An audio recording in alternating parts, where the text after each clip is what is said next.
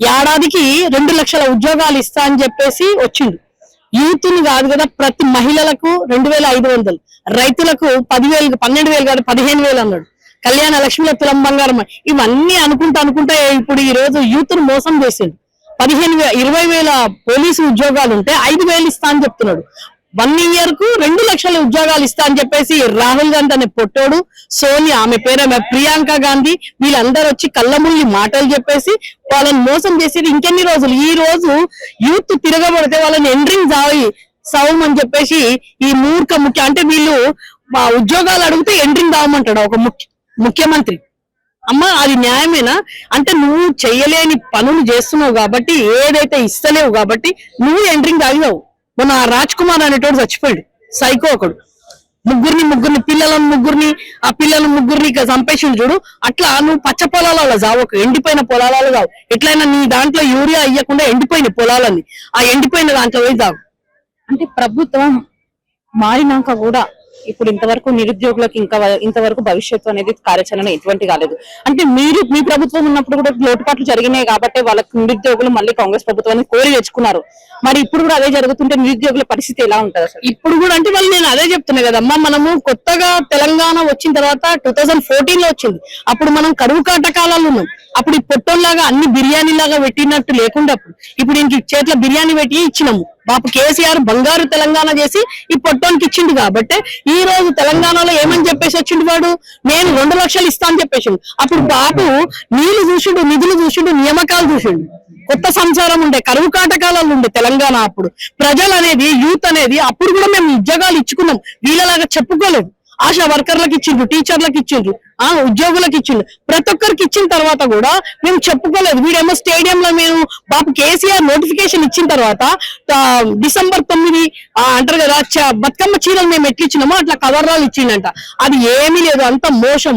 అంటే 6,000 ఉద్యోగాలు వీడు వచ్చినప్పటి నుంచి 3 ఏళ్లలో 6,000 ఉద్యోగాలు ఇచ్చిండు. ఆ 6,000 ఉద్యోగాలు కూడా నోటిఫికేషన్ ఇచ్చిండు. అంతకు మించి లేదు. కాబట్టి ఈ రోజు యూత్ అనేది ఎక్కడ చూడక్కడ వీళ్ళను నిర్బంధించి వీళ్ళను అంటారు కదా చేస్తున్నారు కదా అమ్మా. ఎక్కడంటే అక్కడ వాళ్ళను నిరుద్యోగులు ధర్నాలు చేస్తే అరెస్టులు. నిన్న కూడా మాకు పర్మిషన్ ఇవ్వకుంటే కోర్టు నుంచి తీసుకొచ్చుకున్నాం. కోర్టు నుంచి తీసుకొచ్చిన తర్వాత కూడా వీడు కోర్టును కూడా ధిక్కరిస్తుందంటే ఈ రోజు న్యాయం అనేది తెలంగాణలో లేదు. ఈ పొట్టోని వ్యవస్థ నడుస్తుంది. ఈ పొట్టోని ఎట్లా చెప్తే అట్లా. అంటే ఈ రోజు ప్రవీణ్ అన్నను, సబితమ్మను ఇద్దరిని హౌస్ అరెస్ట్ చేసిండు. పర్మిషన్ ఇచ్చిన తర్వాత ఎట్లా హౌస్ అరెస్ట్ చేస్తారు? అంటే వీళ్ళని పోలీసు వ్యవస్థ అనేది లేదు. హోమ్ మినిస్టర్ వీడే, విద్యాశాఖ వీడే. కాబట్టి రెండుని ఏ పార్టీ నమ్మాలని చెప్తారు? ఏ పార్టీ కాదు, నిరుద్యోగులు మా దగ్గరికి నమ్మి వచ్చినందుకే మేము ఇంత పెద్ద యువ అంటారు కదా, పార్టీలోకి వచ్చినాక కూడా మళ్ళీ మీరు నిరుద్యోగులను పట్టించుకునే పరిస్థితి ఏమైనా ఉంటుందా? మళ్ళీ పట్టించుకుంటాం అమ్మా. ఇప్పుడు పట్టించుకోరు ఇంకా కాదు, మేము అదే చెప్తున్నాం. కరువు కాటకాలలో ఉన్నప్పుడు తెలంగాణ మేము 2014 లా తెలంగాణ అప్పుడు ఎట్లుంది ఒకసారి చూడండి. అప్పుడు ఎట్లుండే తెలంగాణ, ఇప్పుడు ఎట్లున్నది? పొట్టోడు వచ్చినాక 2.5-3 ఏళ్లలో ఎట్లున్నది? అవన్నీ నీళ్లు, నిధులు, నియామకాలు. కేటీఆర్ అన్న కూడా ఎలక్షన్స్ ముందు కూడా చెప్పిండ్రు, నోటిఫికేషన్ ఇచ్చినామమ్మా, అయిన తర్వాత వస్తాయి మీకు అని చెప్పిండ్రు. కానీ నమ్మకుండా వీళ్ళు ఈ పొట్టోని మాటలు నమ్మిండ్రు. ఈ రోజు వీళ్ళని ఎండ్రింగ్ దామని చెప్తున్నాడు పొట్టోని. ఆ పొట్టోడు ఏమంటున్నాడు, ఎండ్రింగ్ తాగాలని చెప్తున్నాడు. కాబట్టి ఈ రోజు నిరుద్యోగులు మా దగ్గరకు వచ్చారు. మళ్ళీ ఇది మళ్ళా మేము బీఆర్ఎస్ నుంచి మేము నమ్మకబలికి ఈ రోజు మళ్ళా వాళ్ళని హక్కున చేర్చుకొని ఇక్కడ ఇంత పెద్ద సభ పెట్టి వాళ్ళకు కేటీఆర్ అని ఇప్పుడు ఏం చెప్తాడు, వాళ్ళకు ఏంది అనేది యువకులు అనేది యూత్ అనేది చూస్తారు. వీళ్ళలాగా మేము ఎండ్రింగ్ దామని అయితే అంటలేం కదమ్మా. అప్పుడు మేము కొంతమందికి ఇచ్చుకుంటాం. పోలీసులలో కూడా ఇచ్చినాం. 24,000, 25,000 పోస్టులు ఇచ్చినాం. చెప్పుకోలే మేము అప్పుడు. వీడు ఏది ఇచ్చినా గానీ మొన్న ఏమంటారు, రైతు బంధు ఇస్తే ప్రోగ్రామ్ పెడతాడు. ఇంకోటి అప్పుడు బాబు కేసీఆర్ రైతు బంధు ఇస్తే ఏదొక్క మీటింగ్, ఇవన్నీ వీళ్ళు బాబురా, వీళ్ళ అయ్య జాగిరా అమ్మ. వీళ్ళ అయ్య జాగిరి లాగా ఎక్కడ కూడా అక్కడ మీటింగ్ ఎందుకు పెడుతున్నాడు? మీటింగ్ పెట్టి ఆ ప్రజలు వీని దాంట్లో నుంచి బ్యాంక్ అకౌంట్లకే జిగిన తీసి వీడు అది చేస్తున్నాడా? కాబట్టి మళ్ళా మాకు యూత్ మా దగ్గరకు వచ్చింది కాబట్టి ఇంత పెద్ద చేస్తున్నాము. ఖచ్చితంగా 2 ఏళ్ల తర్వాత మళ్ళా యూత్ కి ఏం చేయాలి, ఏమి ఇవ్వాలి అన్న ఇప్పుడు మాట్లాడిన తర్వాత మీకు తెలుస్తుంది. మనతో పాటు ప్రస్తుతం తెలంగాణ ఉద్యమకారులు టీఆర్ఎస్ మహిళా నాయకురాలైన సుమిత్రానంద్ గారు ఉన్నారు. మన అక్కతో మాట్లాడదాం. అక్క నమస్తే. నమస్తే అక్క. ఈ రోజు అయితే మరి నిరుద్యోగుల తరఫున పెద్ద సభ ఏర్పాటు చేశారు. మరి మీకు ఎలా అనిపిస్తుంది? అసలు ఏర్పాటు చేయాల్సిన ముఖ్య కారణాలు ఏంటి అసలు?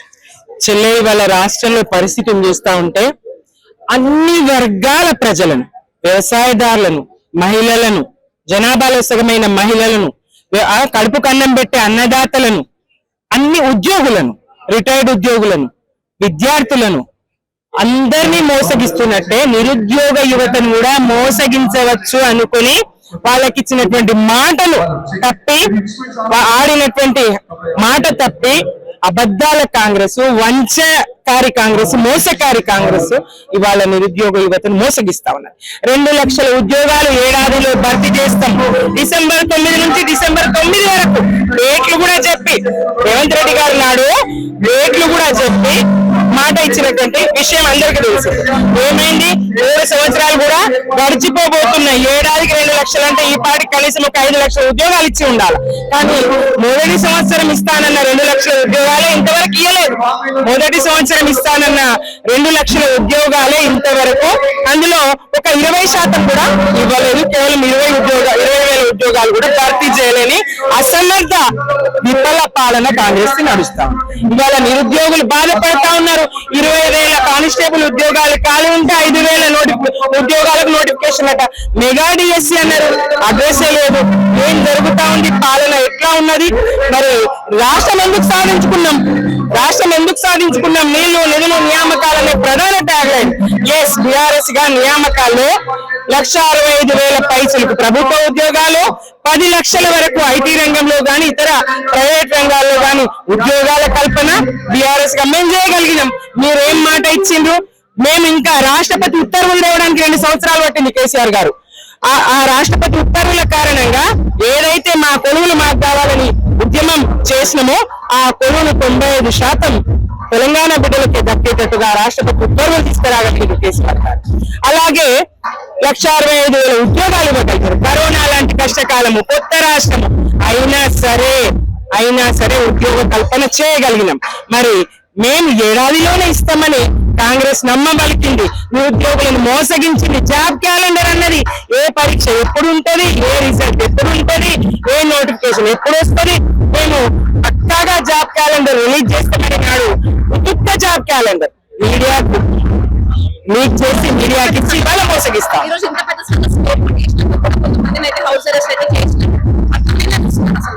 ఈ దుర్మార్గం కదా. సదస్సు మీరు అనుమతించలేదు, ప్రభుత్వం అనుమతించలేదు. మీరు ఈ అనుమతి తీసుకురండి, ఆ అనుమతి తీసుకురండి, ఫైర్ అనుమతి తీసుకురండి, సీసీ కెమెరాలు తీసుకురండి, అది ఏది చెప్తే అది మేము చేసినాము. మేము చేసినప్పటికీ అయినప్పటికీ అనుమతి నిరాకరిస్తే, పోలీసులు అనుమతి ఇవ్వకపోతే, ఈ ప్రభుత్వం అనుమతి ఇవ్వకపోతే కోర్టు ద్వారా తెచ్చుకున్నాం. అయ్యో ఇట్లా కూడా వీళ్ళు సభ ఏర్పాటు చేసుకుంటున్నారే అని చెప్పేసి మరి ముఖ్య నేతలను హౌస్ అరెస్ట్ చేస్తా ఉన్నది.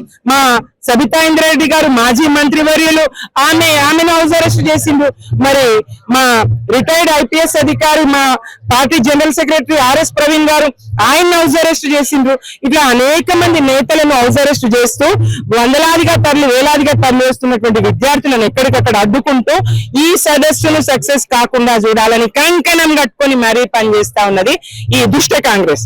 కానీ యువత పక్షాన బీఆర్ఎస్ ఉంటది, నిరుద్యోగ యువత పక్షాన బీఆర్ఎస్ ఉంటది. మేము పోరాడింది ఆ రోజు, మేము అందరం కలిసి పోరాడింది మన కొలువులు మనకు దక్కాలి. నిరుద్యోగ యువత, బీఆర్ఎస్, నాటి టీఆర్ఎస్ అందరము ఉద్యమం చేసింది తెలంగాణ బిడ్డల కొలువులు దక్కాలని. మరి మీరు దానికి ఏం చేస్తా ఉన్నారు? కానిస్టేబుల్ నియామక పత్రం కూడా మీరే ఇచ్చి అన్నిచ్చినామని అబద్ధాలు చెప్పడం తప్ప కాంగ్రెస్ ప్రభుత్వంతో అయ్యింది లేదు, చేసింది లేదు. మేము బీఆర్ఎస్ గా అన్ని వర్గాల ప్రజల పక్షాన మేముండి పోరాడినట్టే ప్రధానంగా శక్తివంతమైనటువంటి యువత పక్షాన మేముంటాం.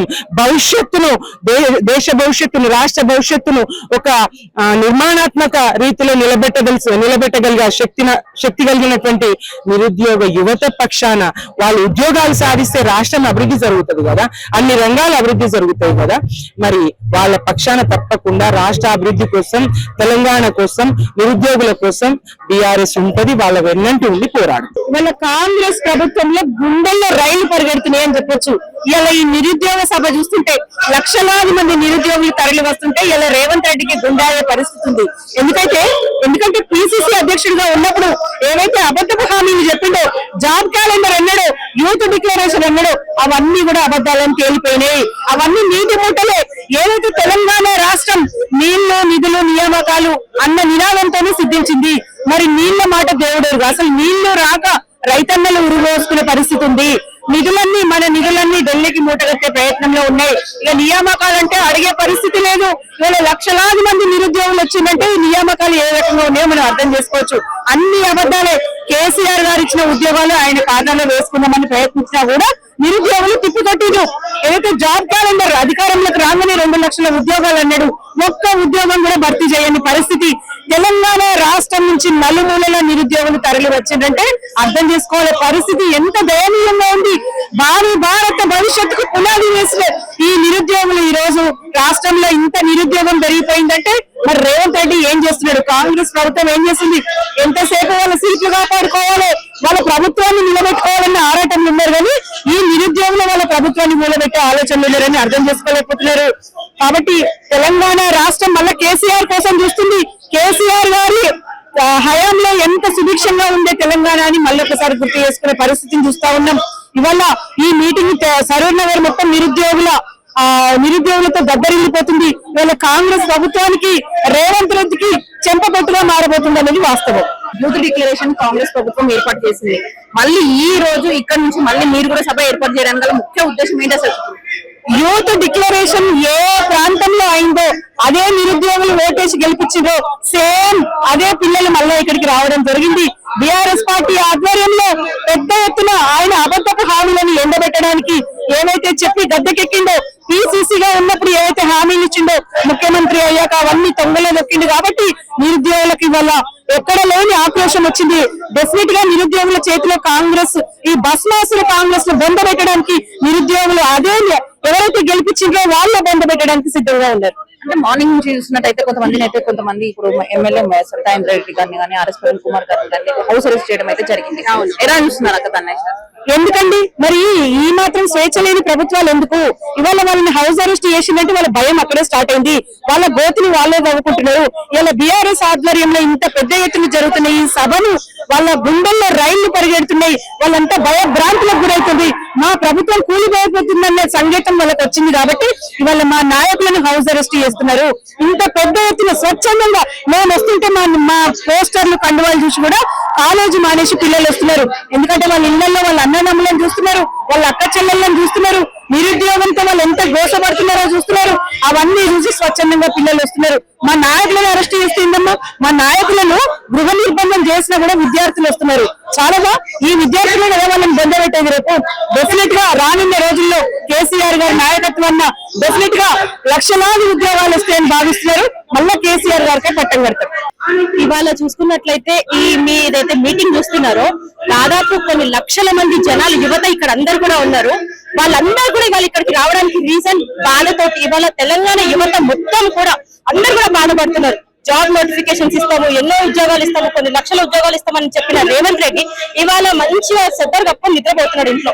యువతను ఎక్కడ వేసిన గొంగడు అక్కడే ఉంది. వాళ్ళందరూ కూడా యువత ఇంత పెద్ద ఎత్తున సపోర్ట్ చేస్తున్నారు అంటే కేవలం ఇవాళ వాళ్ళకి జరిగే నష్టమనే తెలుసుకోవచ్చు. సో దానికోసం మా రామన్న ఇవాళ కేటీఆర్ సార్ వాళ్ళందరి కోసం ఇవాళ గొంతెత్తి వాళ్ళ గురించి మాట్లాడుతున్నారు. కాబట్టి ఏం మాట్లాడతారో అనే ఉద్దేశంతో మేమందరం కూడా ఇక్కడ జవహర్ నగర్ నుంచి దాదాపు ఒక 500 మంది ఇక్కడికి రావడం జరిగింది. ఎందుకంటే యువతకి న్యాయం జరగాలి. యువతకే కాదు, చూసుకున్నట్లయితే రైతులకి, మహిళలకి ఇచ్చిన ఒక్క హామీ ఏదైతే 420 హామీలు ఇచ్చిండో ఏది కూడా నెరవేర్చలేదు. ఇవాళ వాటిని అన్నింటినీ కూడా ప్రశ్నించడానికి మేము ఇక్కడికి రావడం జరిగింది. అంటే నిరుద్యోగుల తరఫున అయితే ఏ పార్టీ అండగా ఉన్నా గానీ వాళ్ళ తరఫున వచ్చినారని నిరుద్యోగులను అంటూ ఉన్నారు రేవంత్ రెడ్డి గారు పదే సభలో. ఇప్పుడు బీఆర్ఎస్ పార్టీ వాళ్ళంటే వారు బీఆర్ఎస్ మనుషులు, కొద్దిసేపు బీజేపీ అంటే బీజేపీ అంటారు. అలా అనడం ఏమన్నా సమంజసమేనా అసలు రేవంత్ రెడ్డి గారు? అసలు ఏ పార్టీ అనేది కాదు, వాళ్ళకి కావాల్సింది న్యాయం. న్యాయం ఏ పార్టీ చేస్తారో ఆ పార్టీకి సంబంధించిన వాళ్ళే ఉంటారు యువత. ఇవాళ యువత మొత్తంకి కూడా సపోర్ట్ చేస్తుంది బీఆర్ఎస్ పార్టీయే. ఏదో మనుషులు వచ్చేసారు వీళ్ళు బీఆర్ఎస్ వీళ్ళు బీజేపీ అంటే కాదు. ఇవాళ మొత్తం కూడా తెలంగాణ యువత మొత్తం కూడా బీఆర్ఎస్ వైపే ఉంది. ఎందుకంటే మీరు చూసుకోవచ్చు ఇక్కడ ఎంత మంది జనాలు మొత్తం కూడా చూసుకోవచ్చు, క్రౌడ్ మొత్తం కూడా నిండిపోయింది. సో మొత్తం బీఆర్ఎస్ కే సపోర్ట్ ఉందని కూడా నేను క్లియర్ గా చెప్తున్నాను. అంటే గత ప్రభుత్వంలో నిరుద్యోగులకు న్యాయం అయితే జరగలేదు, మళ్ళీ మీ ప్రభుత్వం వస్తే నిరుద్యోగులకు న్యాయం జరిగే అవకాశం ఉందని అంటారా? ఖచ్చితంగా ఎందుకు జరగలేదు? ఇవాళ చూసుకున్నట్లయితే ఎక్కడ ఉన్న తెలంగాణని ఇవాళ సాఫ్ట్వేర్ తీసుకొచ్చి టీ హబ్ అని పెట్టి ఎంతో మంది యువతకి గవర్నమెంటే కాకుండా ప్రైవేట్ లో కూడా ఎంతో మందికి ఉద్యోగాలు కల్పించిందంటే కేవలం బీఆర్ఎస్ గవర్నమెంటే, కేటీఆర్ సరే. ఇవాళ మనకు ఐటీ మినిస్టర్ ఉండి ఎన్నో రంగాలలో ముందుకు తీసుకెళ్లింది కూడా కేటీఆర్ సరే. ఈ చరణనగర్ సభ నుంచి నిరుద్యోగుల యువతకి ఏం చెప్పబోతున్నారు మీరు? యువతకి కాదు, యువత అందరూ కూడా ఇవాళ రేవంత్ రెడ్డికి ఏదైతే గుంపు మేసుకున్నారో ఆయన ఒక్కరికే చెప్తున్నాడు ఏమని, ఇవాల్టి నుంచి యువత అందరూ కూడా తిరగబడితే నీకేం గతి పడుతుందో కూడా త్వరలోనే చెప్పే ఆలోచనలో ఉన్నారు.